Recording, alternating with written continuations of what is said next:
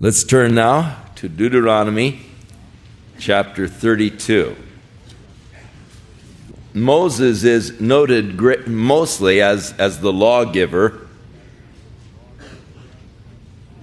but there are 3 songs or psalms in the Bible that were written by Moses, and certainly in the songs of Moses, he expresses a heart of a poet. There was the song of deliverance when they came out of Egypt. There is this song of Moses in chapter 32, and then the 90th psalm is ascribed to Moses. So the 3 psalms of Moses. Now, to get a background for chapter 32, you really have to go back to verse 19 in chapter 31. As the Lord has told Moses that he is going to rest with his fathers. But write down this song for yourselves and teach it to the children of Israel. Put it in their mouths, that this song may be a witness for me against the children of Israel. For when I have brought them to the land that is flowing with milk and honey, which I swore to their fathers, and they have eaten and filled themselves and grown fat, then they will turn to other gods and serve them, and they will provoke me and break my covenant. Then it shall be that when many evils and troubles have come upon them, that this song will testify against them as a witness. For it will not be forgotten in the mouths of their descendants, for I know the inclination of their behavior today, even before I have brought them to the land which I swore to give them. So, the purpose of this song, and the Israelis are great for folk songs. I'll tell you, it's a lot of fun to get together with a bunch of Israelis, and they get started in their folk songs. And before you know it, they're up dancing in their folk dances and all that. But I mean, they're really into folk songs. And they'll say, oh, how about this one? And one will start out on another song, and they really get into it. They really get excited, and they really love singing the Israeli folk songs. This became an Israeli folk song. One of those popular songs that you learn in school as a child, and then in years to come, every once in a while, you get together with a bunch of people and you say, oh, let's sing John Brown's Baby, had a cold upon his chest or something, and you get into those folk songs. Well, this was a folk song. But God said this song is going to be a witness.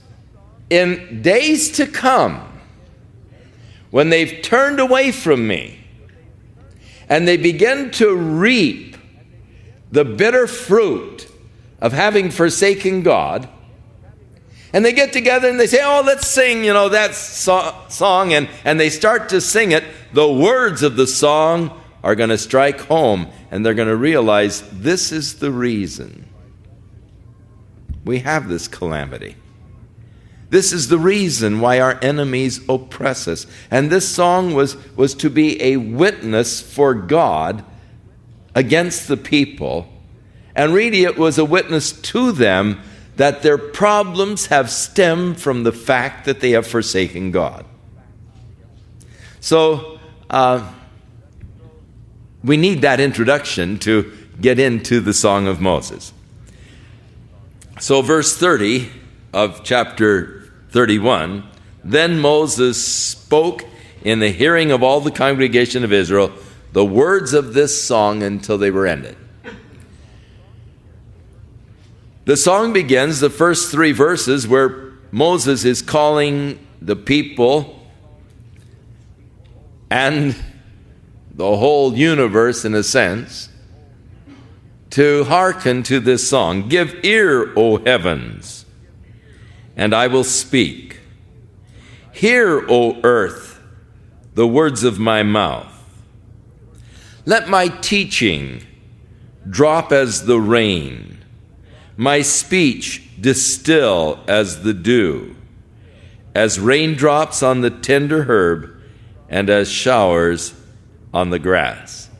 Very beautiful, very poetic, as he calls those to listen to these words. These words shall be like rain, like the distilling of the dew, like raindrops on tender vegetables or the tender garden, like showers on the grass. Refreshing, reviving.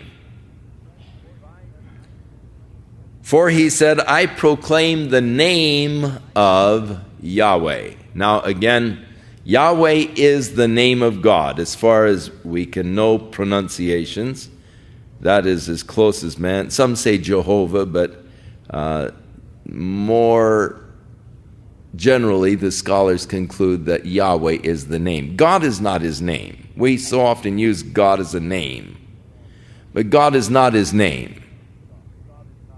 There are many gods. David said, the gods of the heathen are many.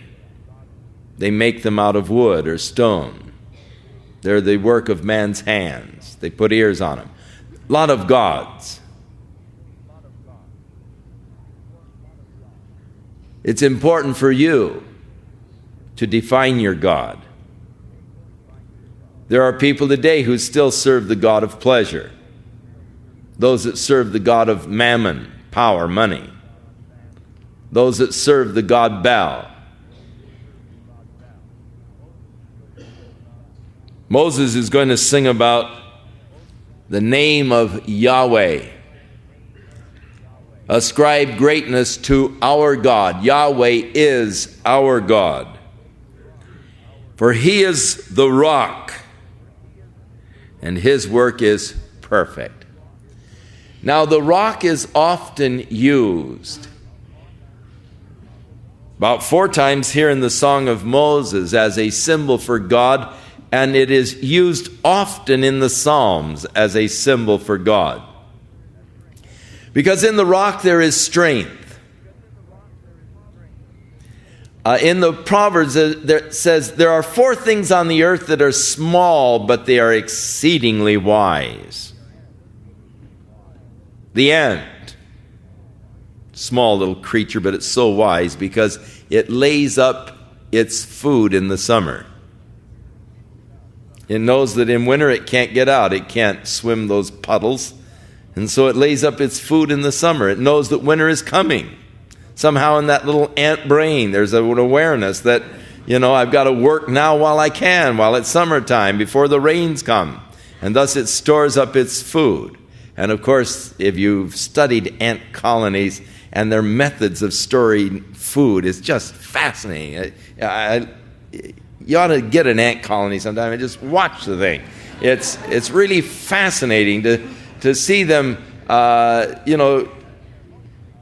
culture and cultivate aphids and milk them and all. They have their own dairies. And they're little tiny creatures, but man, how smart. Have you ever seen how much an ant can lift? As they're carrying a piece of bread, and the thing is bigger than the ant, and yet the thing tugs away and pulls it, and as Solomon said, go to the ant, thou sluggard, you lazy creature. Learn of his ways and be wise, But the ant, is one of those small, feeble folk, but yet it's wise. A coney, which is the hydrax, is a very feeble animal. The coney has absolutely no defense against the wolves or the foxes or coyotes or any other animal that would prey against it. Bobcats, the coney has no defense. He's a feeble folk. And so he makes his home in the rock. He's wise. He knows that he doesn't have any defense of his own, so he lives in the rocks. And the picture, of course, for us is knowing how weak we are, the wisest thing you can do is make your home in the rock in Christ Jesus, you see. There is your place of strength. There is your place of safety and protection. So the rock is used often as a symbol for God. And here, he is the rock, and his work is perfect. For all of his ways are justice, a God of truth and without injustice. Now, I think that this is an important point to make, because I think that one of the things that I hear challenged concerning God so often is his justice. People ask questions, and in the questions there is the innuendo that God isn't fair. How could God send a man to hell who had never heard of Jesus Christ? Now, what's the innuendo there? God isn't fair. Of course, we don't know that God does do that, but there is an assumption. But so often, why did God allow this to happen? And the innuendo is, God wasn't fair in allowing that to happen.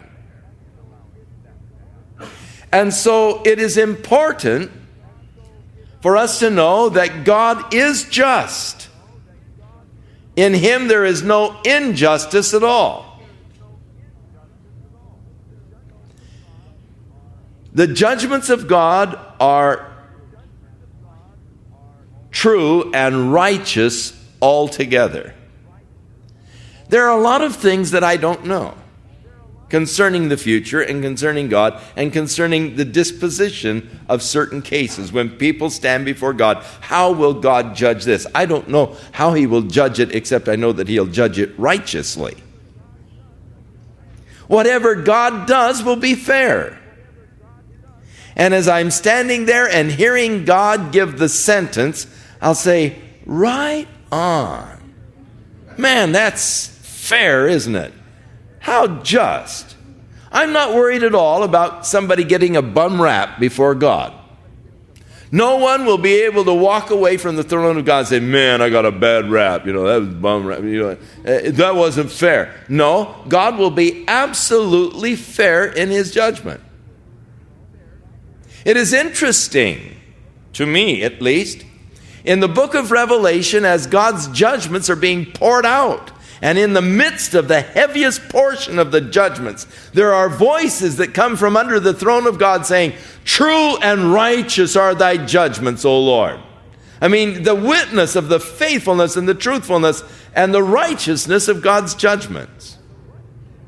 So that is something that the Scripture is impressing upon our minds, and it's important because man is constantly challenging the justice of God with their questions. The insinuation is God wouldn't be fair if he did that, or God isn't fair because he did that. But God is fair. When you know everything, you'll find out how absolutely just he is. He is a God of truth and without injustice. He is righteous and upright. But the people, now, I'm going to proclaim the name of Jehovah, and as he proclaims the name of the Jehovah, he proclaims the righteousness of Jehovah, the justice of Jehovah. Now he's going to talk about the people. That's a different story. They have corrupted themselves. They are really no longer his children because of their blemish. They are a perverse and crooked generation. Do you thus deal with the Lord, O foolish and unwise people? Do you treat God this way? I mean, it's a sort of a shocking thing, the way some people treat God. Do you treat God this way, he said, in shock? Is he not your Father who bought you? Has he not made you and established you? I mean, God has created you. He established you. He bought you. Dare you to treat him as you do? Dare you to ignore him? Dare you to push him aside? Dare you to turn your back upon him? Interesting. I like this. Don't you know he bought you and then he created you? established you. Remember now the days of old, and consider the years of many generations. Think back. Go back in history. Look at history. And ask your father. He will show you. Ask the elder people. They will tell you how that the Most High divided their inheritance among the nations, or to the nations, when he separated the sons of Adam, and he set the boundaries of the peoples according to the number of the children of Israel. For the Lord's portion is his people, and Jacob is the place of his inheritance. So, God's inheritance is his people. Paul, when he prayed for the Ephesians, prayed that they might know what was his exceeding rich inheritance in the saints. Basically, what he was praying is that you might know just how much God treasures you. Don't ask me why. I don't know why God would treasure you. I surely don't know why he would treasure me. And yet God does treasure us. We are his treasure, that you might know what is his inheritance in the saints. Not our inheritance, that's another thing. And there is an inheritance for the saints. And the scripture speaks about that in other places. But Paul is praying for the Ephesians that you might know what is his inheritance in the saints, or that is how much God values you, how much God treasures you. And here the very same thought is concerning God and the people of Israel. Jacob is his inheritance. God and the people are his portion. Not land, but the people themselves. They are the portion of God, his inheritance. He found them in a desert land and in a wasteland, a howling wilderness. But he encircled him, and he instructed him, and he kept him as the apple of his eye, the pupil of the eye, the lens where the sight, where the images are taken in. Man, the people of Israel, encircled by God, instructed by God, and kept by God. You, the body of Jesus Christ, encompassed by God. In him we live, we move, we have our being. Instructed by God, and then kept by the power of God through our faith in Jesus Christ. Now, as an eagle stirs up its nest, hovers over its young, spreading out its wings, taking them up, carrying them on its wings, so the Lord alone led him.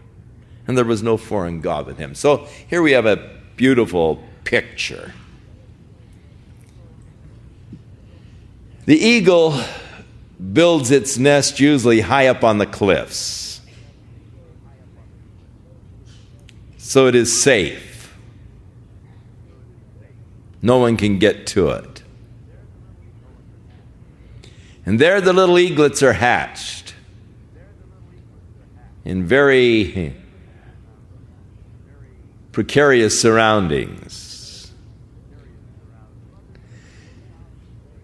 And the mother eaglet goes out each day, gathers the food, brings it back to the squawking little eaglets in the nest, who devour the food and who grow daily in the nest.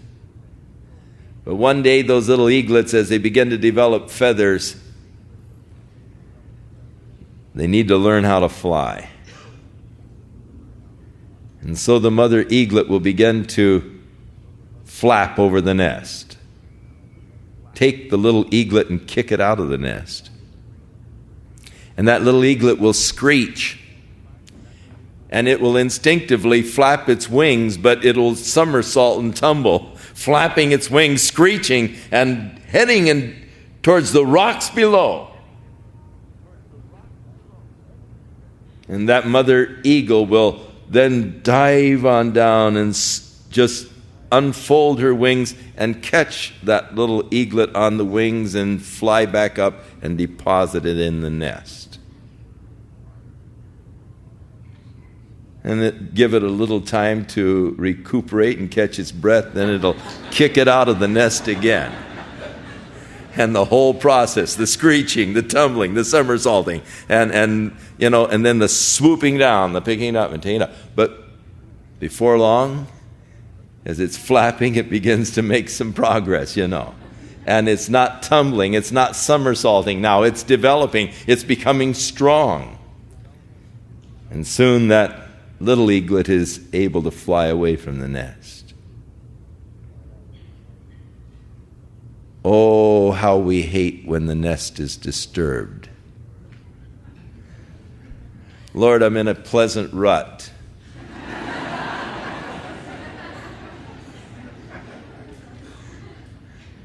And God begins to stir the nest.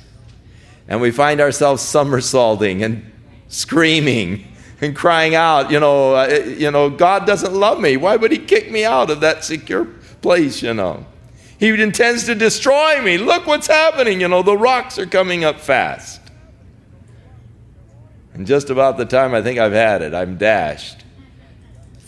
He lifts me up on wings of eagles and bears me back up and sets me in the nest. So God uses this as a picture of how he watched over his people. Beautiful picture. Beautiful picture. We don't like it, though. Because we don't like that business of getting kicked out of our nest. But that's where we grow. That's where we develop. If the little eaglet wasn't kicked out of the nest, it would never learn to fly. It would never develop the coordination. It would never develop the muscular power. It would just live and die in that nest. And so it's so vital, so important for our growth and for our development that we have trials, that we have these disturbances. But they don't need to be disturbances. They are only disturbances if you don't want to be disturbed. The man who is expecting to be disturbed is never disturbed. The only person who's really disturbed at disturbances is the person that's not expecting disturbances and doesn't want disturbances. But if you know the ways of God, you know that there are disturbances. He will upset our routine. But that's when God speaks. That's when God guides. That's when we grow. That's when we develop. So don't get panicky when all of a sudden your plans have been disturbed. The whole program's disrupted. Don't panic. The Father's just wanting to teach you to fly. He's wanting to teach you some lessons. And as an eagle stirs up its nest, then hovers over its young as it sees it somersaulting and plummeting down, then spreading out its wings, takes them up and carries them on its wings. Oh, I love it. So the Lord leads his people. He made him ride in the heights of the earth, that he might eat the produce of the fields. He made them to draw honey from the rock. In the land of Israel, it is a very rocky area, and the bees would usually make their hives in these rocks. And so taking the honey out of the rocks, the beehives that usually were formed in the rocks, and then oil from the flinty rock. That's olive oil. You go over to Israel today and you'll see the terraced hillsides of flinty rock, and you wonder how there is enough soil to support any kind of vegetation. But you'll see these beautiful olive orchards, olive trees on these terraced hillsides growing, it looks like, right out of the rocks, but it's extremely rocky soil, and interestingly enough, flinty rock. There are more beautiful flinty rocks in Israel. than any place I've ever seen on the earth. It's really great. And God caused them to take their oil right out of the flinty rock. The curds, the cottage cheese, and all from the cattle, and the milk of the flock. And with the fat of lambs and rams of the breed of Bashan, and goats, with the choicest wheat, you drank the wine and the blood of grapes. You've been blessed. God was good to you. God gave you this portion of land for your inheritance. And then God chose you as his portion and his inheritance. And he watched over you. He developed you. He caused you to become strong, independent. He gave you fine wheat. He gave you the oil and the honey and the grapes. But then Jezreel. And Jezreel is a poetic name for Israel in this case. And it is literally in the Hebrew, the name means righteous. But the righteous grew fat and kicked. God had blessed them. But in their blessings, they began to kick. You grew fat. You grew thick. You're covered with fat. And then he forsook God who made him. After being chosen by God, after being encircled by God, after being instructed by God, after being kept by God, blessed by God, they turned from God. They forsook him. And they scornfully esteemed the rock of their salvation. Here again, the rock. Ascribe greatness to our God, he is our rock. But they began to scorn the rock of their salvation. And they provoked him to jealousy by worshiping other gods. And they began to commit abominations, and thus provoked him to anger. And they sacrificed to these foreign gods, which in reality was sacrificing to demons. Now, I often hear people say, well, if a person is sincere in their worship, isn't that which, God counts sincerity? And look at those people as they're bowing down to those idols. Look how sincere they are in their worship. How could God be against them? Because look how sincere they are. The prophets of Baal, look how sincere they were. As they prayed, they even cut themselves. Leaped on the altar. Man, they were emotional and they were sincere. Surely God should count that.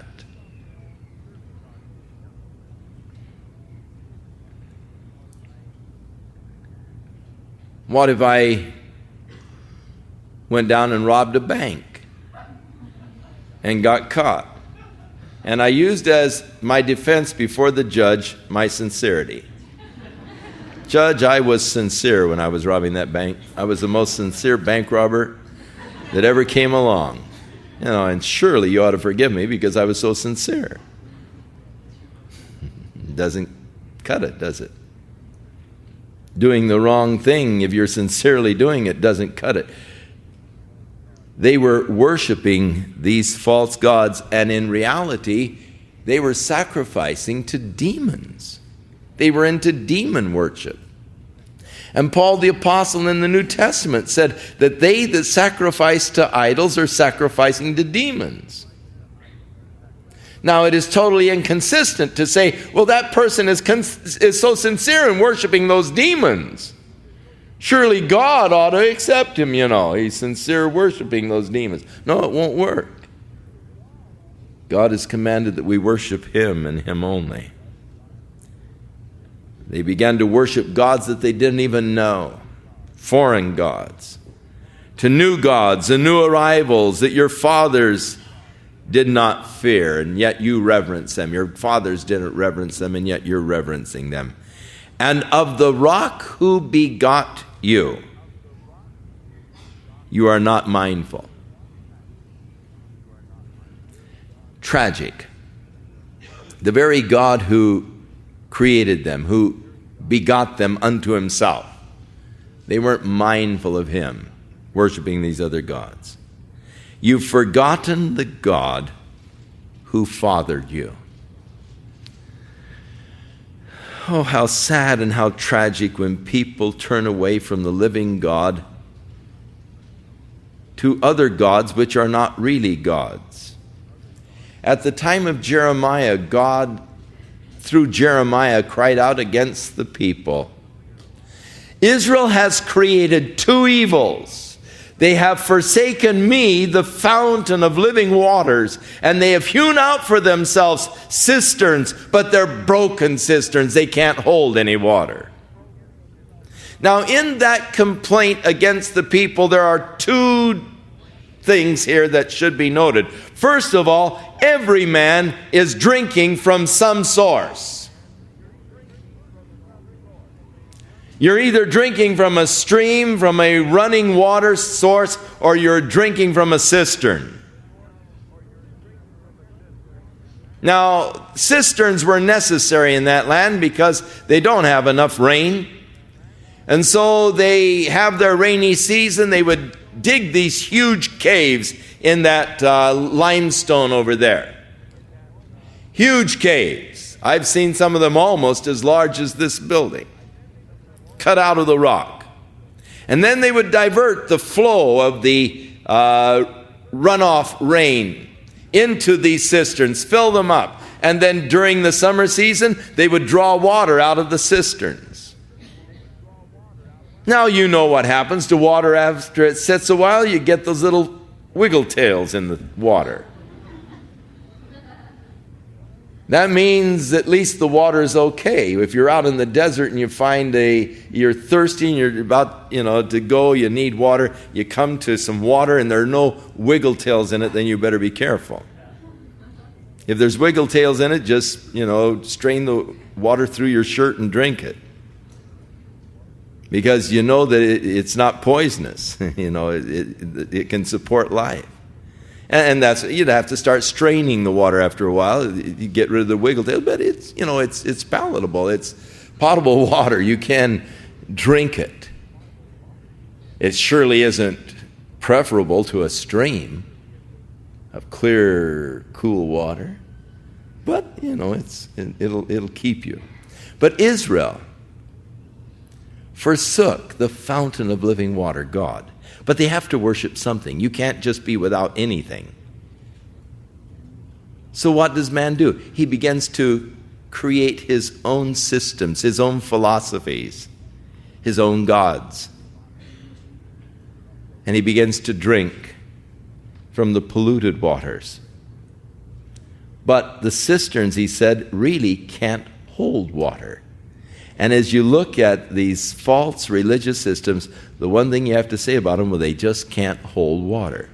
And usually they demand that you don't think. You take our word for it. Don't you challenge our authority. We spoke. And, it's taboo to challenge what we've said. Hey, we're encouraged in the Bible to be careful and to prove all things and hold fast that which is good. Don't let someone say, well, my word is the word of authority. You can't challenge that. I'm an apostle. I speak with apostolic authority. Don't challenge what I said. Don't question it. I said it. That's enough, isn't it? It makes it truth. No, it doesn't. Prove all things and hold fast that which is good.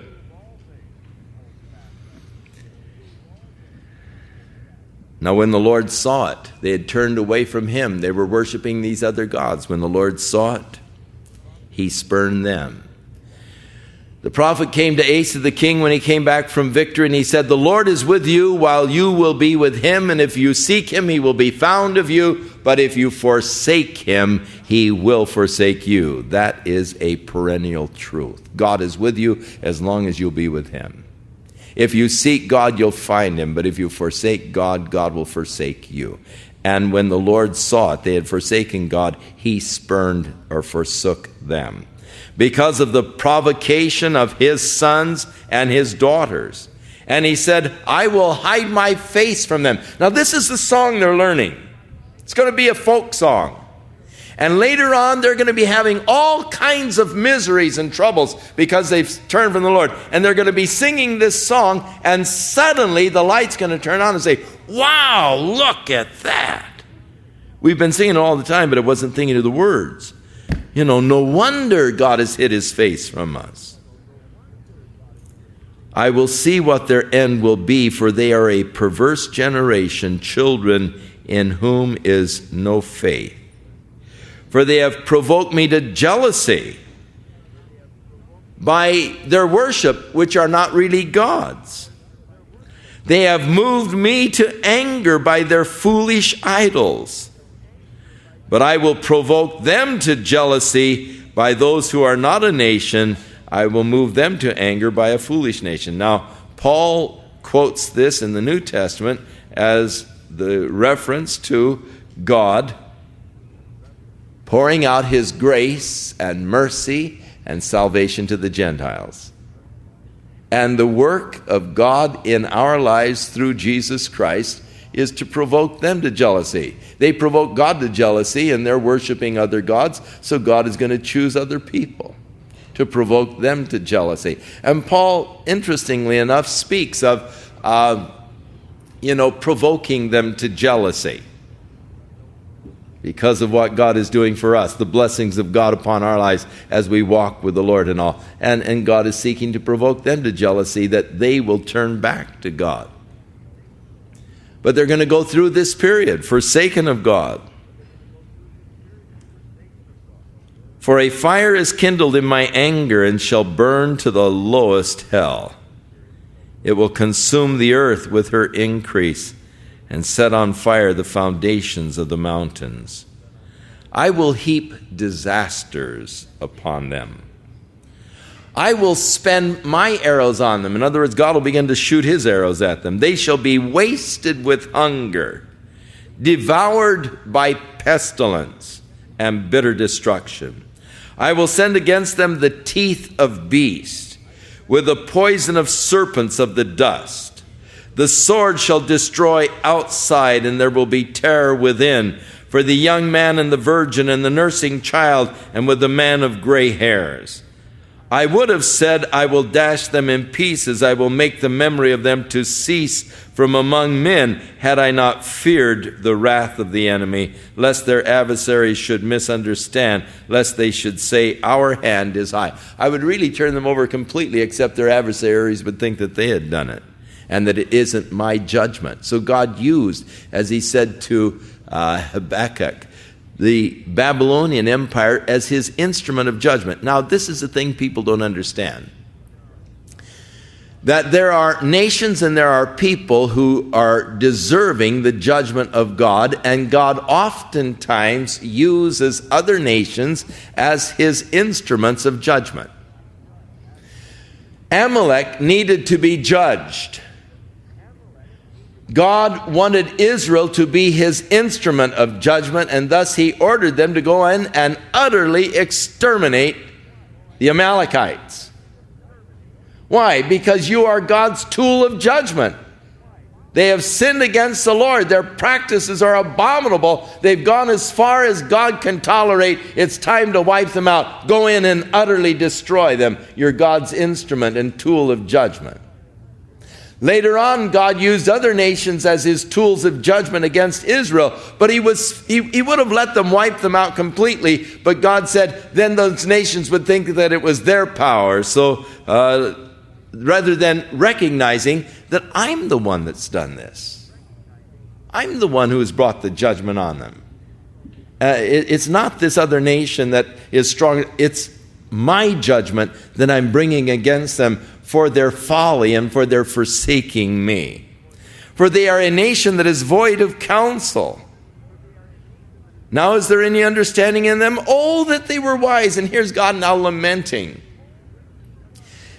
He's going to have to bring this judgment on. But oh, that they were wise, that they understood this, that they would consider the latter end. And God help us to look down the road and see where that path is leading. You know, so many times we embark on a path and we think, oh, glory, glory, fun, you know. But look at the path, find out where it's leading. Oh, that they would study and see what is the latter end. What will be the results of that kind of life? What will it bring you to? When you get down to the end of the path, what are you going to find? Will there be the happiness and the excitement and all when you get to the end of the path? Or will there be misery and sorrow? Oh, that they would consider the latter end, and that's the folly of man. They don't look down the road and see this kind of action is going to bring you misery, it's going to bring you pain, it's going to bring you suffering. Yeah, you might be having a great time on this end. You might say, oh man, this is living, too bad. You Christians, you don't know what fun is, and what do you do for fun? Boy, this is it. But, go down that path and find out where it leads. Consider the latter end. Oh, that they would have considered. If they'd only really look, how could one chase 1,000 and two put 10,000 to flight unless their rock had sold them? In other words, the victories that God gave to his people, where one man chased 1,000. Jonathan said to his armor bearer, God doesn't need a whole army. If he wants to deliver the Philistines to Israel today, he can deliver them to one man. Why don't we go over and see if God wants to deliver the Philistines? And Jonathan and his armor bearer went over to the camp of the Philistines. They began to wipe them out. God doesn't need a whole army. He can do it with one man. And Jonathan began to put the whole Philistine army to flight. How could one chase 1,000? And how could two put 10,000 to flight? Unless their rock had sold them. And the Lord had surrendered them. Unless God had wiped them out in front of you. It was God who did it for you. Don't you recognize the hand of God in it? Interestingly enough, after the 1967 war, over in Israel, we observed among the people a tremendous cockiness because they had been able to achieve such tremendous territorial gains in just that 7-day war. They thought they were invincible. I mean, they were bragging all about their military genius and the whole thing. Until 1973. They had set up that Bar-Lev line down in the Sinai across the Suez Canal. They thought that it was impregnable, much like the Maginot Line in France in World War II. But just like the Maginot Line in World War II, the Egyptians came right across that Bar-Lev and wiped it out. And Israel almost was annihilated, and they recognized after 1973 that it was God who sustained them. What a change of attitude. What a change in the whole demeanor of the people. They were humbled in 1973. They were proud after 1967, but they were humbled after 1973, and they came to a recognition that it was God's hand that delivered them and saved them. They began to consider, how can one chase 1,000, two put 10,000, unless God was with them?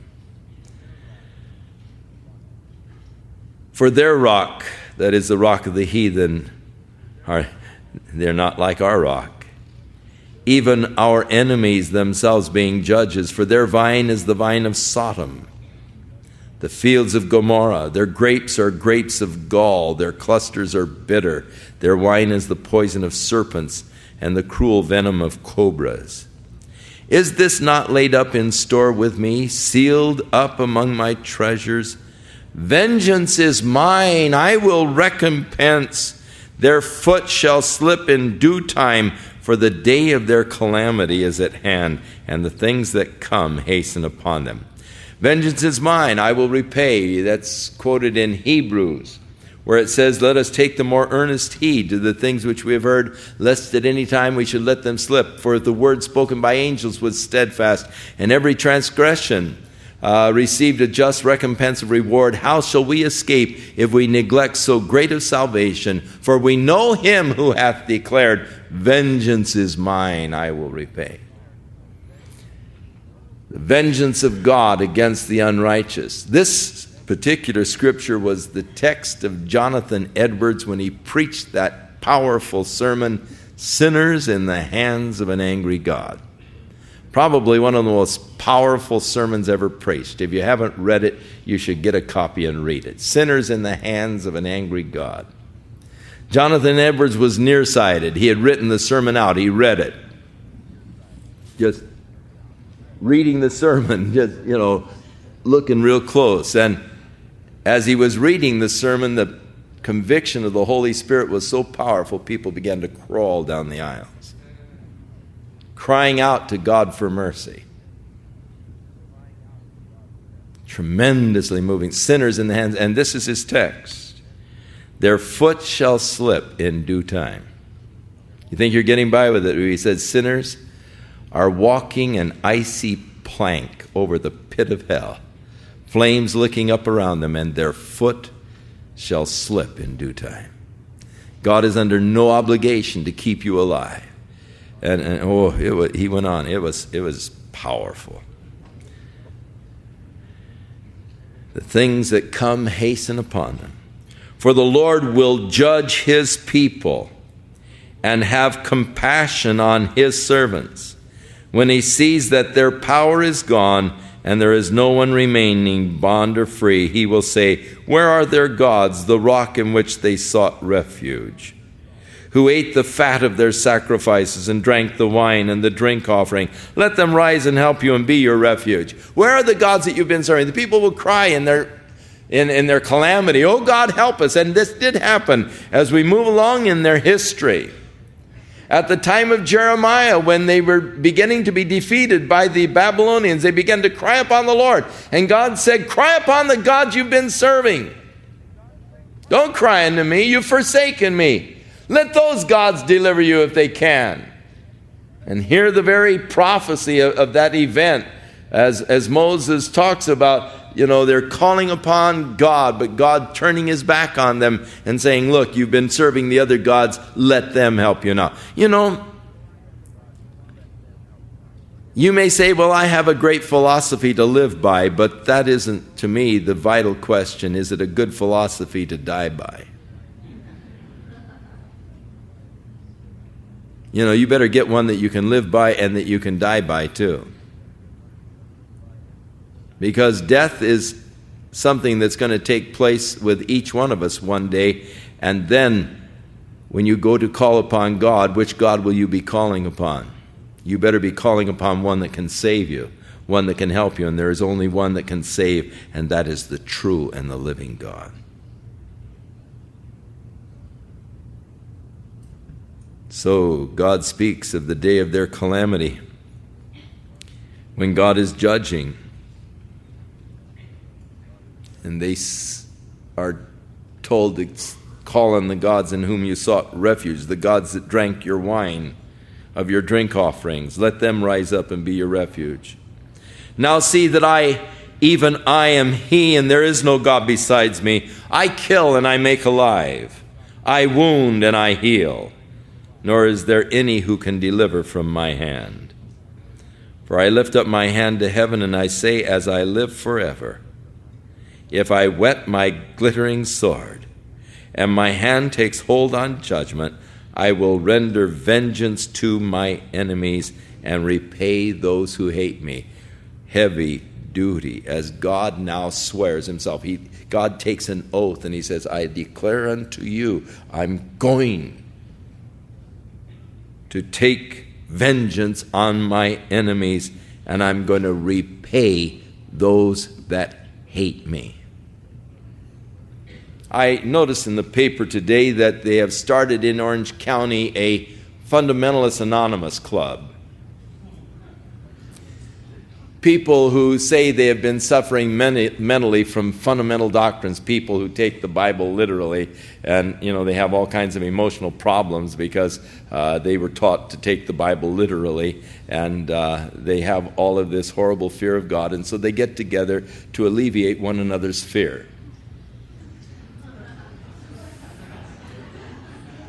Say, oh man, I went through that too. That was heavy, man. I was really hard, boy. I'll tell you. And they say it's sort of like Alcoholics Anonymous. It's Fundamentalists Anonymous, and they encourage and strengthen one another in the fact that they have thrown off the shackles. They no longer want to feel the conviction of God's Spirit. They don't want to believe the truth of God's Word. But I'll tell you something. When God takes an oath, He cannot lie to begin with. But when God lifts His hands and He says, I swear, I'm going to repay those that hate me, you better pay attention. And you may join the club, but I'll tell you, one day you'll wish you hadn't. I will make my arrows drunk with blood, and my sword shall devour flesh, with the blood of the slain and the captives from the heads of the leaders of the enemy. Rejoice, O Gentiles, with His people, for He will avenge the blood of His servants and render vengeance to His adversaries, and He will provide atonement for His land and His people. So the end of the Song of Moses. Heavy, heavy. But it was intended to be. It was intended to be a witness against these people in the days to come when they turned against God and when they began to worship other gods. They're singing this song, and the song itself bears witness, and they begin to understand why the calamity has befallen them. So Moses came with Joshua, the son of Nun. He spoke the words of the song in the hearing of the people, and he finished speaking all of these words to all of Israel. And he said to them, now set your hearts on the words which I testify among you today, which shall command your children to be careful to observe all of the words of this law, for it is not a futile thing for you, because it's your life. It's not something that you just take lightly, man. This is your life.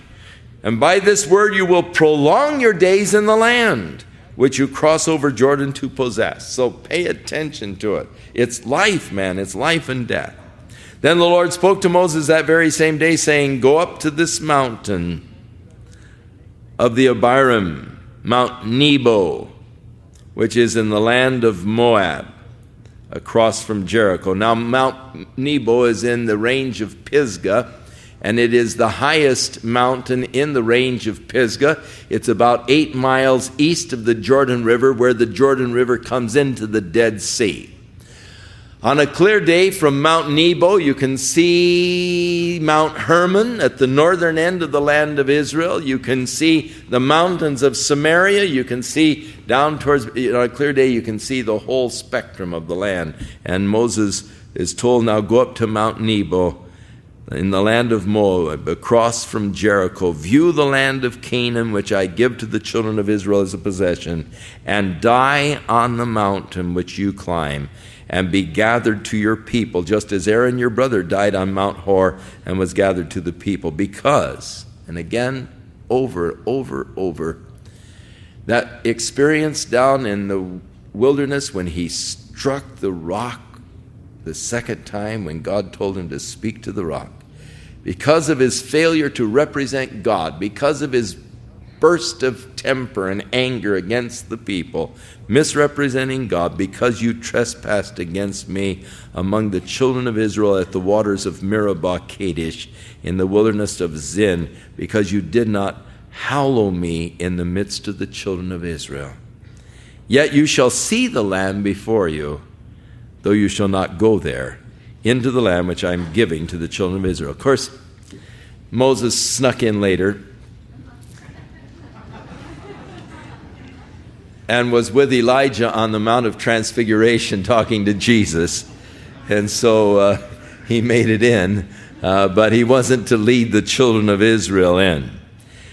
Now, this is the blessing with which Moses, the man of God, blessed the children of Israel before his death. You remember when Jacob was dying, he summoned his 12 sons, And he pulled himself up on his bed, put his feet on the floor, and he looked around at his 12 sons, and he began to prophesy over each of them there in the end of the book of Genesis.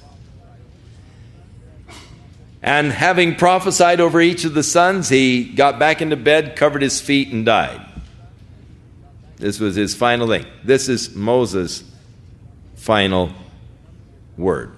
As he summons the nation of Israel, and he addresses himself to each of the tribes and speaks to the tribes. One tribe is left out in this, the tribe of Simeon, which of course later was sort of absorbed into the tribe of Judah.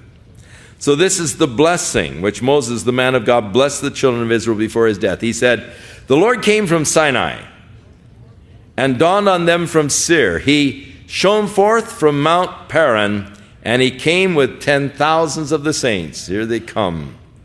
"From the right hand came the fiery law for them. Yes, he loves the people. All his saints are in your hand, and they sit down at your feet. Everyone receives your words." And so the people of Israel gathered from God and given the law as the people sit there, and God's love is upon them, and they sit at his feet and they receive his words. For Moses commanded a law for us, a heritage of the congregation of Jacob. And when he was king in Jezreel, in the righteous in Israel, when the leaders of the people were gathered, all of the tribes of Israel together, "Now let Reuben live and not die, nor let his men be few." The tribe of Reuben had been sort of decimated because of the sin of Abiram and Dathan, but let them survive. And this he said of Judah, "Hear, Lord, the voice of Judah. Bring him to his people. Let his hands be sufficient for him, that you may be a help against his enemies." Of Levi he said, and of course the priestly tribe, "Let your Thummim and your Urim be with your Holy One." They were on the breastplate of the priest, or they were beneath the breastplate of the priest. They mean lights and perfections. And through these, somehow, we don't know how, the priest would discern the will of the Lord. "When you tested at Massah, and with whom you contended at the waters of Meribah." Of course, Moses was of the tribe of Levi. And there he had that, he failed the test at Massah, at the waters of Meribah. "Who says of his father and mother, I have not seen them, nor did he acknowledge his brothers or know his own children, for they have observed your word and kept your covenant. They shall teach Jacob your judgments." That's the purpose of the priesthood, teaching the people the judgments of God, teaching Israel the law. "They shall put incense before you, and a whole burnt sacrifice on your altar. Bless his substance, Lord, and accept the work of his hands. Strike the loins of those who rise against him, and those who hate him, that they rise not again." Of Benjamin he said, "The beloved of the Lord shall dwell in safety by him, who shelters him all the day long, and he shall dwell between his shoulders." The picture is, of course, as a shepherd carries a lamb over his shoulders, and so Benjamin dwelling between his shoulders. Beautiful picture, God carrying them. Joseph, he said, "Blessed of the Lord is his land, with the precious things of heaven and with the dew, the deep lying beneath, and the precious fruits of the sun, with the precious produce of the months, with the best things, the ancient mountains, with the precious things of the everlasting hills, with the precious things of the earth and its fullness, and the favor of him who dwelt in the bush. Let the blessing come on the head of Joseph." Notice the precious, precious, precious. Sounds sort of like Peter. You know, Peter was a big, tough fisherman. But you know what one of his favorite words were? Precious. I think that's sort of precious. A big old tough guy. That's sort of his favorite word that he uses. "Oh, the precious promises," you know. And unto us are given exceeding rich and precious promises. And here's this big old tough fisherman talking about precious things. That's sort of a sissy word, you know, in our minds. But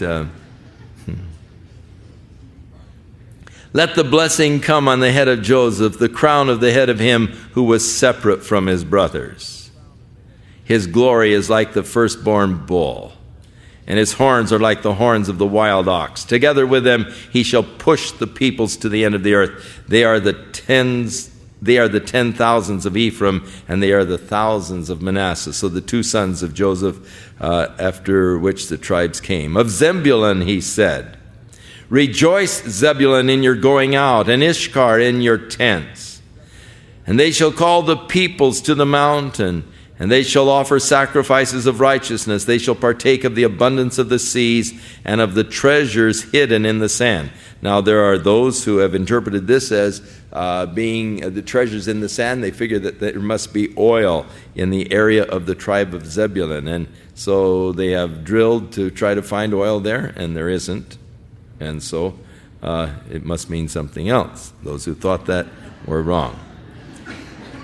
And of Gad he said, Blessed is he who enlarges Gad, who dwells as a lion, and tears the arm and the crown of his head. He provided the first part for himself because a lawgiver's portion was reserved there. He came with his heads of the people, and he administered the justice of the Lord and his judgments with Israel. Of Dan he said, Dan is a lion's whelp. He shall leap from Bashan. He leapt on up to the northern part of the kingdom. Naphtali, he said, O Naphtali, satisfied with favor, full of the blessing of the Lord, possess the west and the south. There's a lot that could be spiritualized into that. Of Asher, he said, Asher is the most blessed of sons. Let him be favored by his brothers. Let him dip his foot in oil. Your sandals shall be iron and bronze, and as your days, so shall your strength be. Now, again, this let him dip his foot in oil. There are other oil men who said, well, no, the oil is in the tribe of Asher, and it must be there on Mount Carmel. And so they drilled quite a deep well on Mount Carmel looking for oil, and they did not find it. And the oil here is a reference to the olive orchards, however, in Asher, and the oil of the olives. There is no one like the God of Israel, Jeshurun, the righteous, who rides the heavens to help you, and his excellency on the clouds. The eternal God is your refuge, your dwelling place. And underneath are the everlasting arms. Oh, how safe can you be? God is sustaining you, God is holding you, God is keeping you, for underneath the everlasting arms, and he will thrust out the enemy from before you, and he will say, Destroy. Then Israel shall dwell in safety in the fountain of Jacob alone, in the land of grain and new wine. His heavens shall also drop dew. Happy are you, O Israel, who is like you? A people who is saved by the Lord, the shield of your help and the sword of your majesty. Your enemy shall submit to you, and you shall tread down their high places. So the blessings now, of course, after the Song of Moses, which was heavy duty, he leaves them with the blessings, and beautiful blessings indeed. And then Moses went up from the plains of Moab to Mount Nebo, to the top of Pisgah, which is across from Jericho.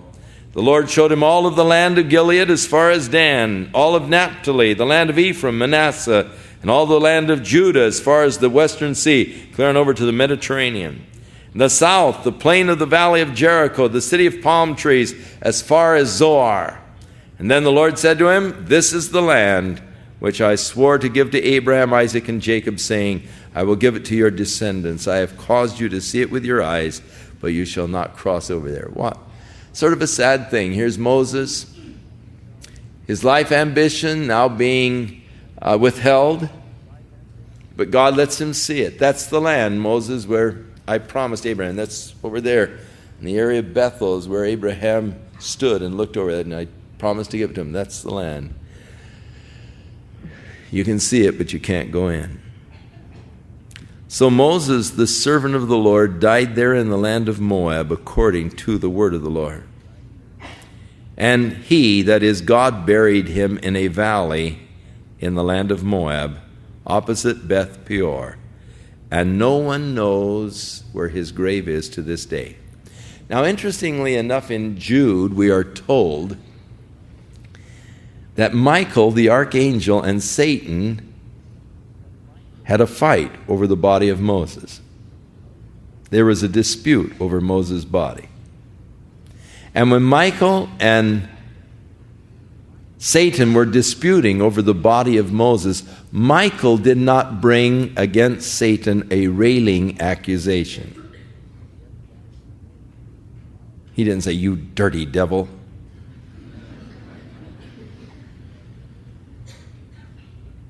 I think that we sometimes make a mistake when we ourselves bring railing accusations against Satan. Michael didn't do it, but instead said, "The Lord rebuke you." Whenever I'm dealing with the devil, I always want the Lord between me and the devil. I don't want to deal directly with him at all. I don't want to deal with him except the Lord be between us. And I'll stand behind the Lord and say, "Lord, take him." I'll push the Lord and say, "Go ahead, get him, Lord," But I don't want to mess with him. I don't want any direct dealings with him. I only want to deal with him through the Lord. And Michael dealt with him through the Lord. They were disputing over the body of Moses. Now, I don't know what the dispute was about. The Bible doesn't tell us. But they were disputing over the body of Moses. When Moses died here on Mount Nebo, God buried him. Actually, it probably was the angel Michael that buried him. But Satan was giving him a bad time. And Michael said, "The Lord rebuke you." And so the Bible tells us to resist the devil, he'll flee from us. Draw nigh to God, he'll draw nigh to us. So he was buried in the valley of the land of Moab, opposite Beth Peor, but no one knows where the grave is to this day. Moses was 120 years old when he died, and his eyes were not dim, nor his natural vigor abated. I mean, he was a healthy fellow right up to his death. Good eyesight, keen, sharp, strong, right up to the day of his death. And the children of Israel wept for Moses in the plains of Moab for 30 days. And the days of weeping and mourning for Moses ended. And now Joshua, the son of Nun, was full of the spirit of wisdom, for Moses had laid his hands on him. And so the children of Israel heeded him and did as the Lord commanded Moses. But since then, there has not arisen in Israel a prophet like Moses, whom the Lord knew face to face. In all the signs and wonders which the Lord sent him to do in the land of Egypt, before Pharaoh, before all of his servants, and in all of his land, and by all that mighty power and all that great terror which Moses performed in the sight of all Israel. Now, one last little note. You remember when Elijah was fleeing from Jezebel, where did Elijah go? He went down to Mount Sinai and was in a cave on Mount Sinai, the place where Moses received the law. Elijah fled on down to Mount Sinai, standing in a cave. You remember the Lord said, "Elijah, what are you doing here?" Elijah said, "Oh, Lord, I've been zealous for you, and they've killed all your prophets. I'm the only one left, and they're trying to kill me." The Lord said again, "Elijah, what are you doing here?" You didn't understand the question. He was doing nothing. He was hiding. He shouldn't have been doing that. "I've got a work for you to do. Go up, anoint Ben-Hadad." You see, he wasn't doing what God wanted him to do. Now, where did Elijah die? Actually, he didn't die, if you're going to be technical. But where did he go? He crossed over Jordan, if you remember, went over into Moab, into the area of Nebo, and there is where the chariot of the Lord caught him up and he went to heaven. So he sort of followed Moses' path, went down to Sinai, where Moses got the law, and then at the time of death went over to the area of Mount Nebo. You remember Elisha followed him, and he came to the Jordan River, and he took his mantle, Elijah did, and he hit the waters, and the waters parted, and he walked across, and Elisha followed him. And he said, why don't you leave me? And he says, no. He says, I want to be with you. And he kept turning to Elisha and said, "Hey, what are you following, man?" He says, "I want to be with you." He said, "Well, what do you want?" He said, "I want a double portion of your power." He says, "Well, if you're with me when I go, you'll get the double portion." So Elisha stuck by him. And he saw the chariot of the Lord, and Elisha was taken up in a whirlwind into heaven. The Lord received him up. And his body, they went searching for it. Elisha came back, and the prophet said, "What happened to Elijah?" So the Lord caught him up, and they said, and they said, "Don't bother looking, you'll never find him." But they went over and looked anyhow, and they searched for a long time. They came back and said, "We couldn't find him." He said, "Oh, I told you you wouldn't. Why'd you go search?" They evidently became buddies because they appeared with Jesus together on the Mount of Transfiguration. And it would seem that they will also appear again on the earth together as buddies, as the two witnesses in Revelation chapter 11. But Elijah sort of followed the steps of Moses, which I just sort of see as rather interesting, and they then became buddies, and we'll probably see them together when we get to heaven. I'm anxious to meet them both. May the Lord bless you now and keep his hand upon you this week. May he prosper you in the things that you do. And may your heart be set upon God and the things of God. May you be spiritually attuned to him. May God really help you as far as the world around you is concerned and give you a distaste for those things of the world and the fleshly things, that you might pursue after God with all your heart, that you might walk after the Spirit so that you would not fulfill the desires of your flesh, living after them. And thus, walking after the Spirit, may you be empowered by God, and may you be his witnesses this week. May God use your life to touch others, to share the love and the truth of God with those around you, that this week might be a profitable week as you serve our Lord Jesus Christ, knowing that your labor for the Lord is never in vain. God bless you.